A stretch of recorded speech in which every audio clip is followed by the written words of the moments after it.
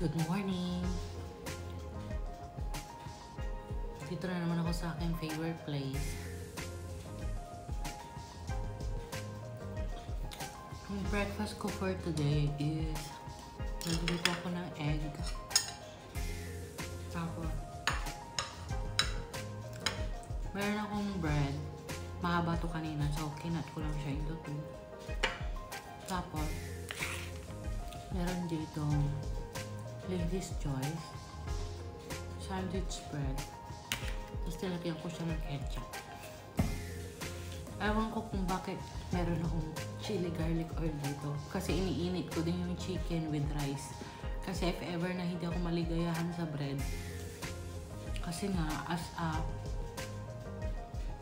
as a kanin girl, minsan gusto kong breakfast is kanin talaga. So, pag hindi na satisfied yung kaluluwa ko sa tinapay, in the end, magra-rice din ako. So, ayun.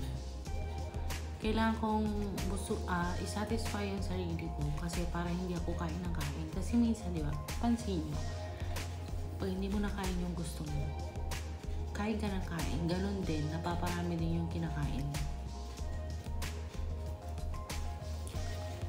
Medyo masakit yung lalamunan ko nga ngayon kasi simula nung nagpabunot ako, lagi akong umiinom ng cold water para maghilom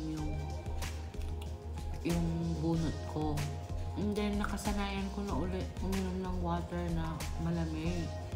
So ngayon nagsasuffer yung throat ko. Mahilig ako sa ice cream. Dito sa bahay na to, dito palagi may ice cream. Siyempre, hindi ko palalagpasin. Di kagabi, nag-ice cream ako. Ayan. Parang masakit ulit yung throat. Sakit ng lalamunan ko. Hindi na tuloy ako makapag-ice cream. Baka magkasakit pa ako.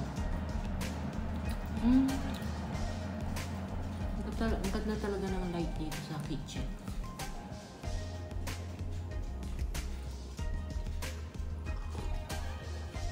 Coffee na lang muna.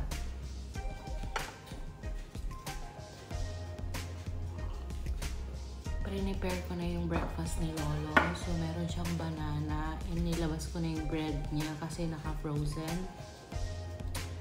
And then, ayun. Hantay lang tayo ng time hanggat gusto niya nang gumising. Kaso, pinatay ko na yung aircon kasi sobrang lamig na. Pero, baka mamaya buksan ko ulit. Pinapatay, sindi ko kasi sobrang lamig. Isa din yun sa kinasisipunan ko. Isa na sa aircon. Hindi ako sanay sa aircon.